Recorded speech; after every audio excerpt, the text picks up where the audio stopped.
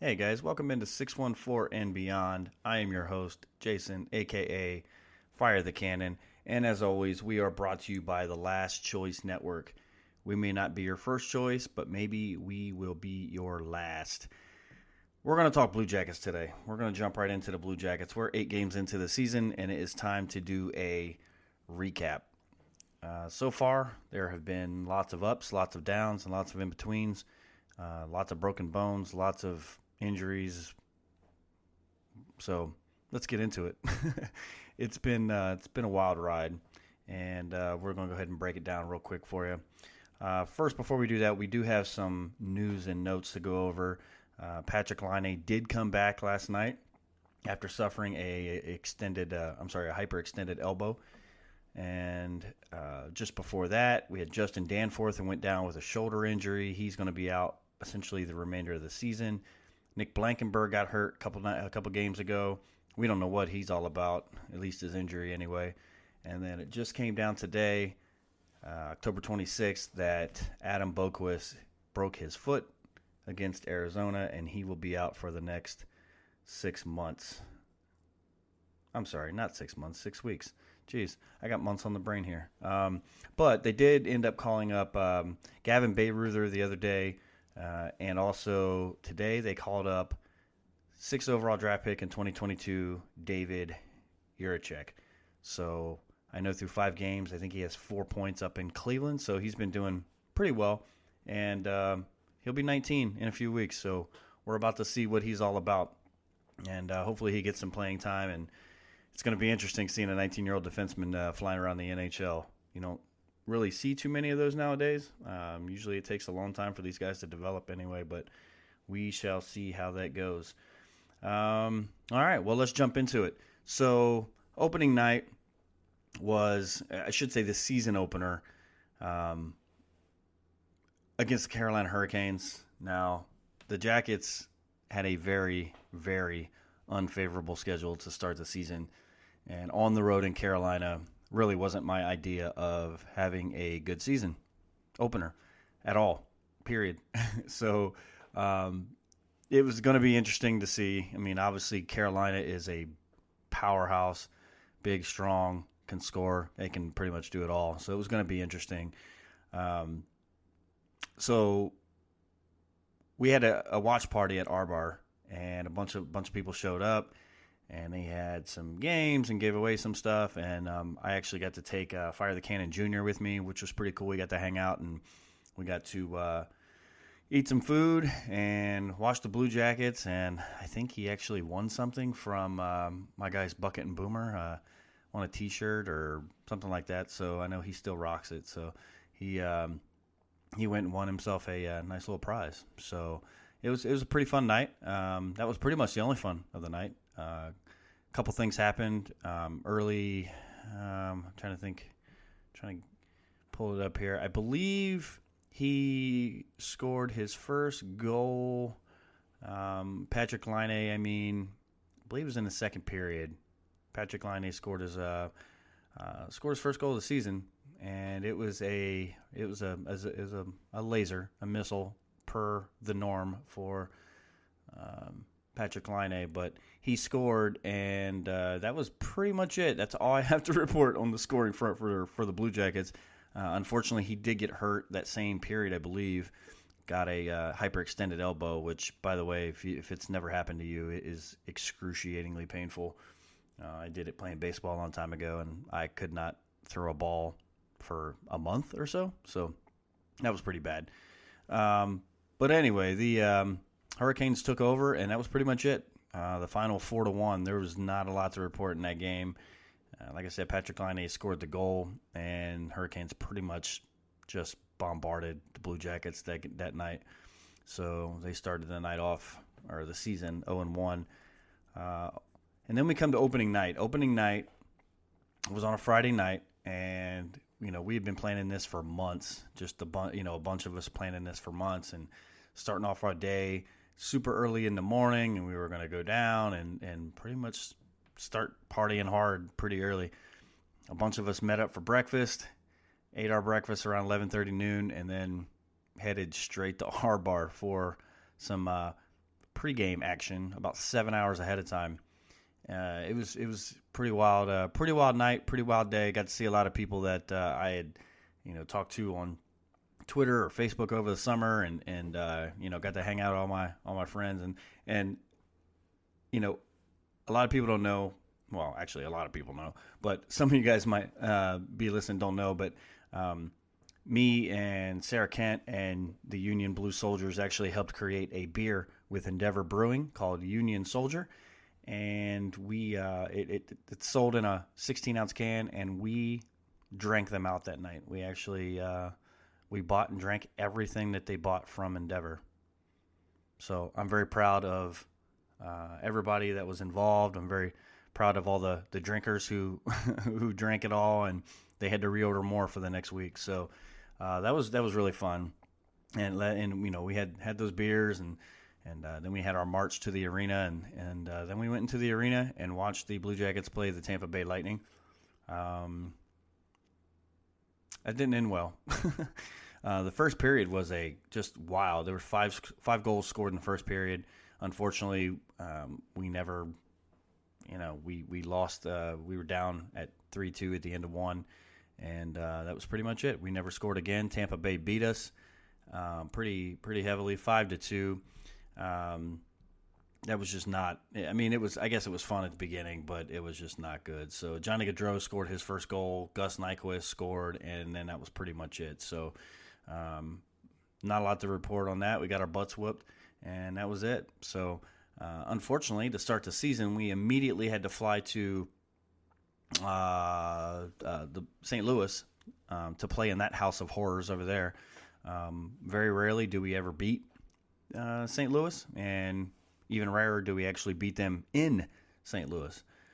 So this game was not really fun either. Pretty much over from the start. I mean, the Blues scored in the first period, and then I believe they scored in the second period again, and then we scored 2 goals, and then I know we tied the game up at that point, and then the Blues just bombarded the Blue Jackets in the third period, scoring 3. The goal scorers for your Blue Jackets, Sean Corrali and Gus Nyquist. That's pretty much it, and we can't win in St. Louis. So start off the season 0-3. That's a pretty cool start. A pretty brutal start. 3 basically Stanley Cup, wannabes. And that's a pretty tough start. So next game we played was against Vancouver at home the following week, and Vancouver jumped off to a 2-0 lead pretty quick. The Blue Jackets kind of fought back, scored 1 in the second, and then they scored 2 in the third to tie it. The Blue Jackets then went on to win in overtime, which was I was just elated that we actually won that game.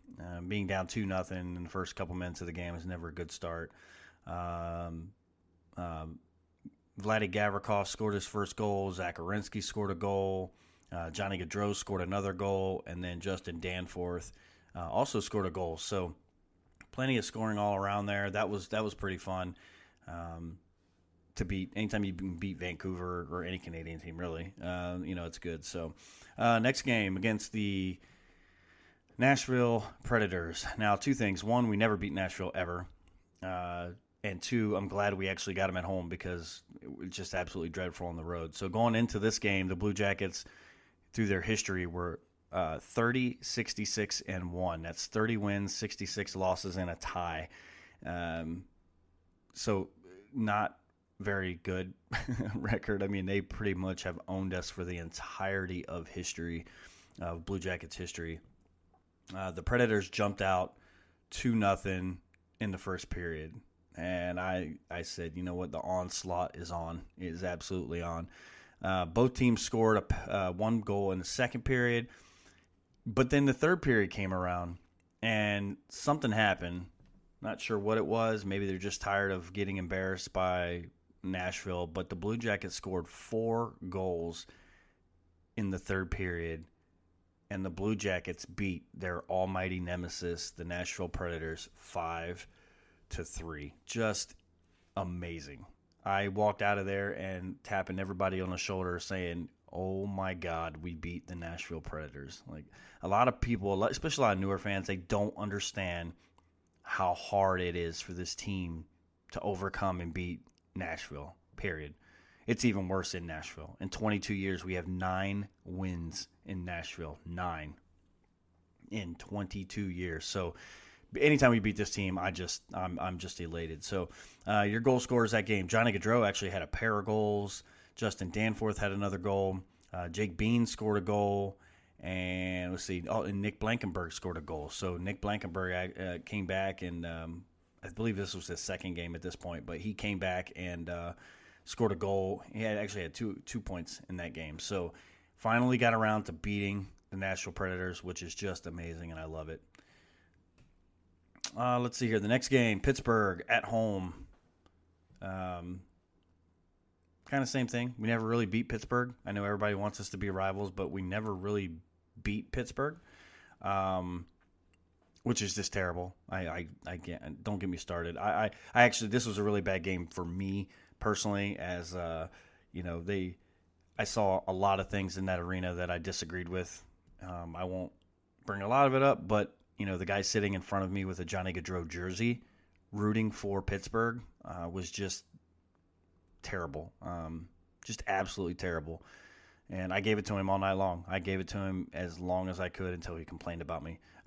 But yeah, just absolutely terrible. If you're gonna root for the Penguins, if you're gonna root for any team, wear the jersey. Don't wear the jersey of your opponent. It just, I don't know. It just doesn't make any sense. Doesn't make any sense. Blue Jackets actually got out to a fast start. They were up 2-0 in the first, and then that's pretty much it. I mean, the Penguins just unloaded on them for 3 in the second, 3 in the third, with a final score of 6-3. In that game, Boone Jenner had a goal. Kent Johnson actually scored his first goal of his NHL career, and then Jack Roslovic scored a goal. So that's pretty much all there is to know about that. They just got absolutely mollywopped. But guess what? It doesn't stop. We have to go to New York the very next night and play a Sunday night game. I guess it was Sunday night. I was thinking it was matinee, but I guess it's Sunday. Sunday at 7. They had to play. They could go on the road and play the Rangers, and the Rangers are really, really hot, I guess, this year. I mean, they hadn't really lost a game yet in regulation. They Blue Jackets jumped all over them, and they absolutely destroyed the Rangers 5-1. Blue Jackets only had 21 shots on goal, but they actually scored 5, so it doesn't matter. They could have 10 shots on goal and score 5 goals. That's all I care about. So they absolutely destroyed the Rangers in every aspect. Of course, the Blue Jackets let Artemi Panarin score a goal because why not?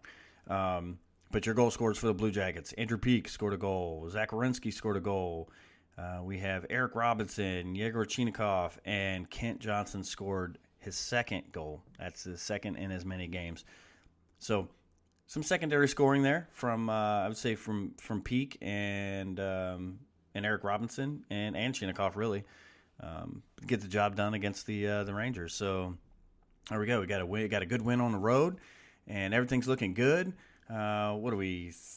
3-4 at this point? So a game under 500, not too bad.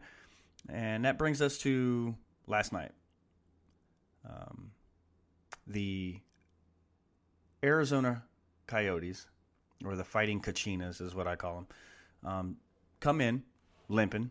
I think they've maybe won one game at this point. Like maybe they were like 1-4, 1-5, something like this. Just everybody knows they're bad, right? They're gonna shoot for Connor Bedard, and I mean they don't even have an arena to play in. They play in a college arena, Arizona State. I don't even know how to explain what happened at this game. The Coyotes had 19 shots on goal. They scored 2 in the first, 2 in the second, and 2 in the third. The Blue Jackets did try to make it a little interesting down the stretch. They scored 3 in the third. The Blue Jackets got, I would say mainly their power play, just got completely booed off the ice by the fans. I don't typically boo, but it was embarrassing. It was really a really bad loss. I actually tweeted after the first period, I can't wait for this to see the Twitter meltdown after this game. And It happened. It absolutely happened. I think people were shell shocked more than anything, and it was just wild. So anyway, the Blue Jackets go down 6-3 to the vaunted Arizona Coyotes. Andrew Peak scored another goal. Johnny Gaudreau scored a goal, and Kent Johnson, actually, that's 3 in 3 games for him. So he's kind of maybe getting his legs a little bit, maybe getting in the right places. Probably should have had another goal, but just overall, just a terrible, terrible game. I don't know. I don't even know what else to say. I'll just forget about this game altogether. So at this point, the Blue Jackets sit 3-5, and they play this coming Friday, the 28th, against Boston. And then 2 days later, they go to the New Jersey Devils and play a 2 p.m. Sunday game. And then after that, they don't play again until November 4th and 5th when they take off for Finland, play overseas, pair of games against the Colorado Avalanche. So Colorado is Colorado, and I'm not looking forward to those games. So hopefully they get their act together. Maybe they can do some bonding, spending time together, running around the streets of Finland or going hiking. I don't care what they do. They just need to get their stuff together. So when they do come home, they just can do their thing. They only have 2 road games in November against the Islanders on the 12th and Nashville on the 26th. Every single last one of them is a home game. You got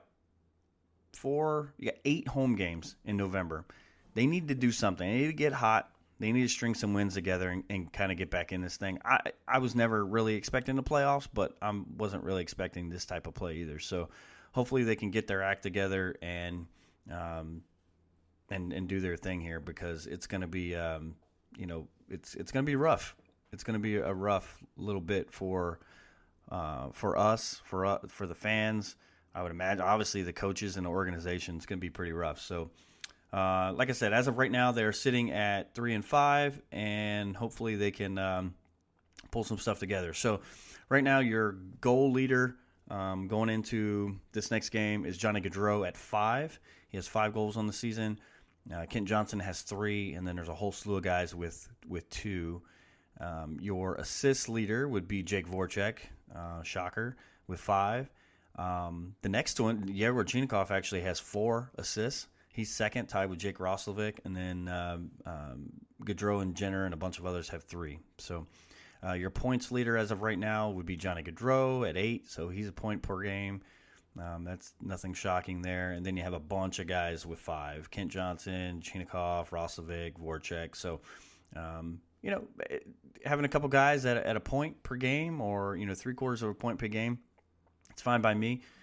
They just need to ratchet up the scoring a little bit and clamp down on some defense. Goalies have not been well, I guess you could say. Both goalies have let in some soft goals. Both goalies have done a lot of flopping around, I guess you say. So, it's going to be interesting to see where that goes. And with the defense and, with the addition of David Jiricek here, with Bokus going down, they're going to have to do their thing. So hopefully they can get their act together and keep pushing along here. So I'm still excited. I'm not writing everything off like a lot of people have. I go to every game and I sit up in my seat and watch the games, and I'm not super critical of these guys yet. It's still early, still plenty of time to get their legs, still plenty of time to find their game and stop getting hurt. I guess that's the biggest thing. And just please stop getting hurt. So far this season's got some 2015-16 vibes for me. When they lost like something absurd, like 800 man games or something like that. I'm probably over-exaggerating a little bit, but they led the league in man games lost, which is just absolutely insane, the amount of games that they lost that year. But hopefully we don't get that. But hopefully we don't get that too deep into injuries, and they can clean this thing up and get started here. So there you have it. 3-5. Plenty of time. Plenty of time to get this, get the act right and do their thing. So, all right. So now comes the time where we have a little bit of, I'd say a little bit of fun here. I put on Twitter earlier that we had some guys there were some people that if they liked this tweet, I go ahead and shout them out. So I'm going to go ahead and get that pulled up for you guys because there are some people on here that that I know and respect and stuff like that. So I'm going to go ahead and get them pulled up and shout them out, say hi to them or whatnot. And everybody follow everybody. That's always what I say. Everybody, all Blue Jacket fans should follow all Blue Jacket fans. I know a lot of people out there, they're just block happy and mute happy, but what's the fun in all that, right? What's the fun if everybody can't talk crap and hate one another every now and then? But there's no point in name calling, no point in getting everybody blocking everybody and stuff like that. So not really. I don't know. Whatever. I don't really do that. I actually don't block anybody. The only people I block is the one that's or the ones that are really bad. So we'll see how that goes. All right. Let's get into it. The people that liked the tweet. There were 18 people. And let's see who they were. All right. First of all, let me give a shout out to my sister from another Mr. Feels weird saying that. Miss Haley. Haley, you're my homegirl. Follow her at HayleeTernovan. That's Haley. She's awesome. My guy James lives in Dallas, roots for the Blue Jackets, runs the pod network here, Last Choice, and my guy, super cool guy, Dallas Star season ticket holder, but he's also a big Blue Jacket fan too. So shout out to him. He's at JAM 3 STHE 3RD. So James the third, but you got to throw the threes in there for the E's. All right, we got Parsons at Parsons_A15. We have Line A is Life at Live Love Line A. I like it. That's pretty cool. I think that person's new to Twitter, so shout out to you. At CBJ Opinions, at CBJ_opinions, opinionated Jackets content, so don't get offended. At Hitchcock, at HITCHSCOCK, at Hitchcock. Madigan O'Brien, shout out to you. She's always on Twitter. My homeboy, my little bro, at CBJacob42, at CBJAKOB42. Shout out to you. We got William MD at Milo. That's MILOD07, I believe that is. Let's see who else we got here. John Decker at Blue Jacket Fan 28. At Blue Jacket Fan 28. Marshall Ugrad, go Herd. That's my secondary sympathy squad down there. I got family down there. Nicole, you're my homegirl. At Valkyrie OHRD. At VALKYRIEOHRD. She'll kick your butt. She's a roller derby rookie, and she will elbow you right in the face. It's pretty awesome. Let's see. Johnny Idiot Face. Awesome name. He's got Michigan in his bio, but I won't judge. At JRSHAFFY, Johnny Idiot Face. You're my guy. Let's see. Razor Queen. RAZORQUEEN. Once a slasher, always a slasher. All right. Let's see. Oh, Union Blue Soldiers. At the UBS. Actually, it's at the UB Soldiers. Shout out to UBS. Shout out to Kevin. He's the one that spearheaded this beer thing with Endeavor, with the Union Soldier. It's great beer. It's good beer. Go buy some beer. Go to Endeavor and buy some beer. Also sold at our bar on game days, all days. It's pretty great. Let's see here. Tamara K at KAYTAMERA. Shout out to you. We got Bobo. That's at Bobo_J13, I believe that is. FTFC. Hashtag FTFC. Fire the fucking cannon. That's what I'm talking about right there. I love it. Pardon the language. Love it. Hashtag FTFC. I think I might get that on a shirt. Let's see. Who we got? Rylan at, I believe, pardon me if that's not how you spell your name, at RIELYN_CBJ. PA announcer on Kids Takeover. That is dope. Kids Takeover Day is always pretty fun. And then at Michael Gilmore, we got at Bassman. Am I saying that right? Bassman? BASSMAN_Michael. So there's my people there. Shout out to you guys. Let me check the retweets just to make sure there's nobody I'm missing here. No, we're good. All right. So anyway, everybody follow all those people. Also, shout out to my guys, Lil Boomer. Who else we got? Bucket Hat Kyle, the Bucket and Boomer podcast. Check them out. Who else we got? We got Boone at Bulls. We got all the people that work at our bar. So you guys have fun. Come on out to our bar on game days, man. We go insane. We go hard.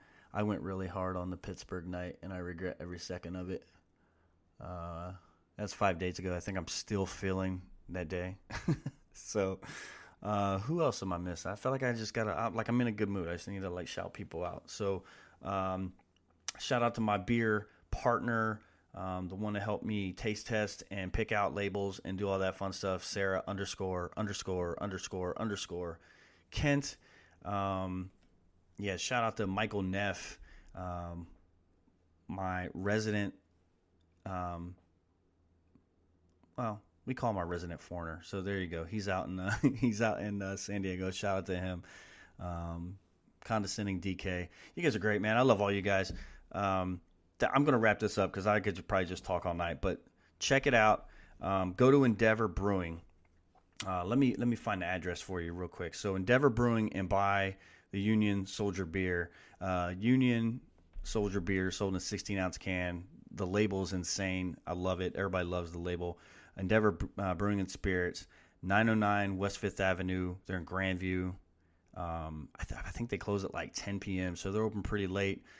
If you really if you go there and then you get hungry, walk on across the street.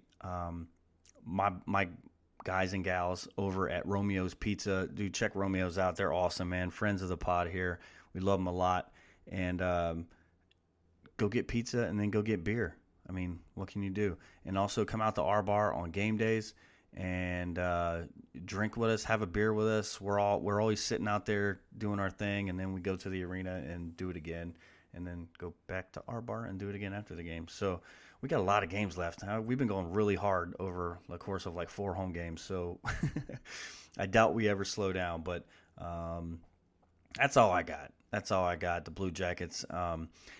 I'll be doing a Buckeye recap here in a couple days probably, so be on the lookout for that. We're just going to go over the weeks that we've had since the last one I did about the Buckeyes. So they're rocking and rolling. They just kicked the crap out of Iowa and that trash offense they have. So OHIO, go Buckeyes, go Blue Jackets. Again, I'm on Twitter at Fire the Cannon. It's at F1RE the Cannon. I am the Fire the Cannon, often imitated, and I will throw that out there all the time, often imitated. I am the Fire the Cannon. And then, yeah, check us out, 614 and Beyond Pod. Check it out. The Twitter is at 614 and Beyond Pod. Check out the Last Choice Net. You can go on the Last Choice Net, and we got all kinds of podcasts on there that you guys may like. We got stuff about video games and House of the Dragon. If you watch House of the Dragon, I was a guest on that podcast the last 2 weeks. So we're doing our thing, and hopefully I can continue to, talk to you guys and put content out there. 614 and Beyond just broke the top 250, I believe it was, in sports podcasts on Apple. So I don't know if that's good or not. I'm excited. I think it is, and hopefully we'll keep it rolling. So again, it's been fun talking to you guys. Again, check out Endeavor, check out Romeo's, go to our bar, check out the Blue Jackets, come have a beer with us, and we're going to have some fun. So on that note, I'm out of here, and see you.